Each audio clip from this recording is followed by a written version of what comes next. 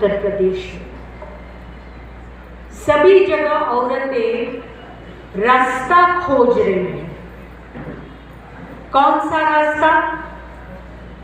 हम सब जब गांव में, बस्ती में, मोहल्ले में जब मीटिंग लेते हैं तब औरतें कुछ सवाल जो होते हैं वो बाकायदा पूछती हैं, और वो सिर्फ उत्तर प्रदेश में नहीं पूछती, वो गुजरात में पूछती है, महाराष्ट्र में पूछती है, दिल्ली में पूछती है, सब जगह पूछती है।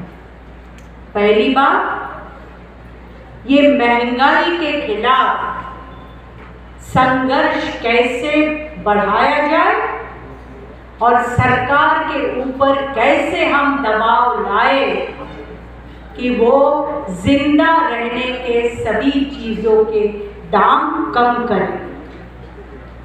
आसमान छूने लगा है सभी चीजों के दाम। कुछ दिन पहले एक सम्मेलन में बाजार से हम जा रहे थे, एक सब्जी वाले को पत्ता गोभी का भाव पूछा।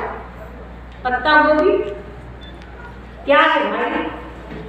बोला 2 छोटे छोटे पत्ता गोभी का गोला 80 रुपया। तेल का दाम बढ़ गया, सफर का दाम बढ़ गया, टिकटें महंगी हो गई है, हमारे बच्चों की पढ़ाई के ऊपर असर होने लगा है ये महंगाई का। जिंदा रहने के लिए आज जो चीजें आवश्यक है, जरूरी है, वो ही गरीबों के हाथ से निकलती जा रही है। आज भारत दुनिया में सबसे ज्यादा भूखे लोगों का देश बन गया है, और जब भूख बढ़ती है तो सबसे पहले असर होता है एक औरत के ऊपर, एक बच्ची के ऊपर।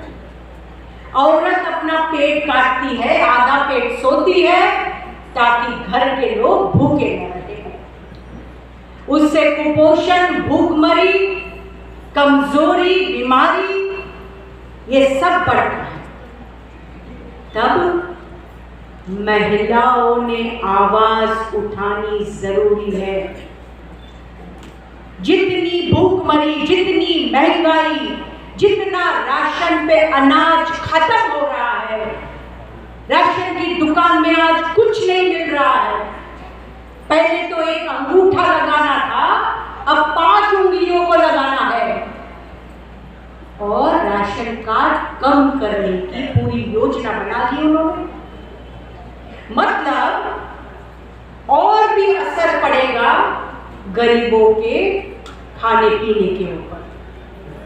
परसों के दिन हम ओडिशा के कॉन्फ्रेंस से आ रहे हैं। कुछ दिन पहले ओडिशा में राज्य सम्मेलन हुआ। आप जानते हो वहां पे एक सर्वे किया गया, उत्तर प्रदेश में भी करना पड़ेगा हमारे इलाकों के अंदर। ओडिशा में आज 30% परिवार ऐसे हैं जिनका चूल्हा सिर्फ एक वक्त जलता है। 2 वक्त का खाना बनाने के लिए उनके पास कुछ भी नहीं है। तब सवाल करना पड़ेगा ना प्रधानमंत्री को और अपने मुख्यमंत्री को, जिम्मेदारी किसकी है?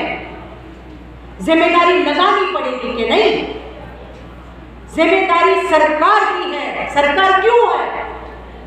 जब भूख बढ़ती है तब आपके गोदामों में जो सड़ रहा है अनाज, जो चूहे खा रहे हैं, वो गरीबों के घर तक भेजिए, मुफ्त में भेजिए, सस्ते में भेजिए।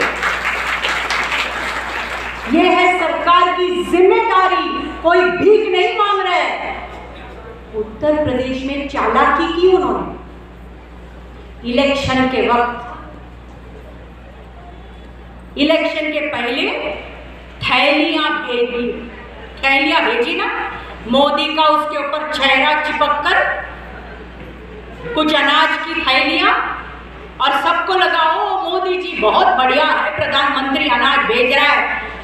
अभी भी मिल रहा है वो, अभी भी आ रही थैलियां। वोट ले लिया ना, वोट ले लिया, अब खत्म बात,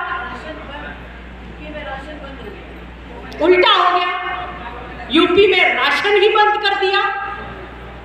इसका मतलब हमारे साथ विश्वासघात किया, विश्वासघात किया, हमें उल्लू बनाया, ये थैली दिखाकर वोट ले लिया और आज उसी गरीब के पेट पे आप लात मार रहे हो। आंदोलन खड़ा करना जरूरी है। दूसरा, काम का अधिकार। आज काम के हाथों को काम नहीं मिल रहा है। इतने सारे युवक, पढ़े लिखे, युवतियां काम कर ढूंढना ही छोड़ दिया, मिल ही नहीं रहा है काम कहीं पे भी, और एक जगह पे काम नहीं मिल रहा है और दूसरी जगह सरकार क्या कर रही है, जिसका काम लगा हुआ है उसकी छटनी पे लगी हुई है, निजीकरण करके, इसका निजीकरण, बैंक का निजीकरण, ये निजीकरण, रेलवे निजीकरण, तो जितने लगे हैं वो भी बेरोजगार हो जाएंगे। और अगर कमाई का साधन नहीं रहा, पैसा ही नहीं आया, तो क्या होता है, औरतें कर्जे में डूबती है। ये भी एक सर्वे है कि पूरे देश में ये माइक्रो फाइनेंस की जो पूरी मुसीबत आई है, छोटा छोटा कहीं 5,000, 10,000, 50,000 रुपया औरतें कर्जा ले रही है घर चलाने के लिए, और घर चलाने के लिए कर्जा लिया, वो पैसा खत्म हो जाता है, वो कर्जा वापस लौटा नहीं पाएगी। कुछ सालों में जैसे आंध्र प्रदेश में 2011 में, वो पूरे देश में शुरू होगा कि कर्जा देने वाला दरवाजे पे आएगा, उसके पास पैसा नहीं कर्जा देने के लौटाने के लिए, वो आत्महत्या करने लगेगी। तो ये जब सवाल है, और हिंसा जो औरतों के ऊपर आए दिन जो बढ़ती रहती है, इसके ऊपर एक ही इलाज है और दूसरा कोई शॉर्टकट नहीं है, और वो इलाज ये है कि आम लोग एक साथ आकर हजारों लाखों की तादाद में रास्ते पे आकर सवाल पूछे सरकार को। एक ही चीज हमें करनी चाहिए। इसलिए जनवादी महिला समिति काम करती है, इसलिए औरतों को एक साथ लाकर, कोई भी धर्म, कोई भी जात, कोई भी भाषा बोलने वाली, सबको एक साथ लाकर, क्योंकि गरीबी, महंगाई सभी को एक जैसी लगती है। ये हिंदू हिंदू की बात करते हैं, हिंदू राष्ट्र की बात करते हैं, लेकिन जो किसान बॉर्डर पे बैठा था, जिसमें 700 किसान से ज्यादा मर गए, शहीद हो गए, उसमें हिंदू किसान भी थे। उसकी भी जमीन हथियाने के लिए उन्होंने कानून बनाया। जो कामगार फैक्ट्रियों में काम कर रहे हैं, उसमें हिंदू कामगार की भी छटनी हो रही है। जो हिंदू गरीब औरत अपना पेट काट रही है, भूखे सो रही है, उसके बारे में ये प्रधानमंत्री को या योगी जी को कुछ नहीं कहना, मुंह नहीं खोलते। तो ये ध्यान में रखिए। अभी आपने उद्घाटन का भाषण सुना, ये पूरी साजिश जो चलाई है, हम बच जाते हैं। हमें क्या करना है? वो प्रोपेगेंडा करते हैं ना, मुसलमानों को इस देश में रहने का कोई हक नहीं, पाकिस्तान चले जाओ। तब जो वो बेचारी गरीब खेत मजदूर औरत जो है, या किसी के घर में बर्तन कपड़े धोने वाली औरत है, गरीब औरत, हिंदू औरत, अगर जनवादी उस तक नहीं पहुंचेगी और उसको नहीं बताएगी कि ये साजिश चल रही हमको बंटवारे की, आप हमारे साथ आइए, तो उसके जहन में ये बात पक्की बैठ जाएगी कि बराबर है। मुसलमानों को यहाँ पे रहने की जरूरत नहीं है। ये खेल खेल रही है बीजेपी आरएसएस की सरकार। तो हम कौन है? हम ये जब मांग करते हैं हमें अनाज मिलना चाहिए, हमें रोजगार मिलना चाहिए, हम हिंदू या मुसलमान या दलित या ब्राह्मण करके नहीं मांग कर रहे, हम मांग कर रहे भारतीय नागरिक होने के तहत हमारा हक, जो पहचान हमको हमारा संविधान देता है। मैं जो भी हूं, मैं मंदिर में जाऊं या मस्जिद में जाऊं, ये मेरा व्यक्तिगत मैटर है।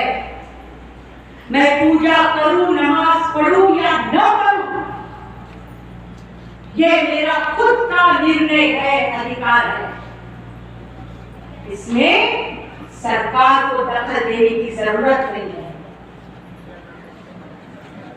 मैं जब रास्ते पे आती हूं, मैं एक भारतीय नागरिक करके आती हूं। क्यों? क्योंकि ये देश कैसा चलेगा ये तय करने का मुझे भी अधिकार है। वो अधिकार जोर से बोलने की आज जरूरत है। जो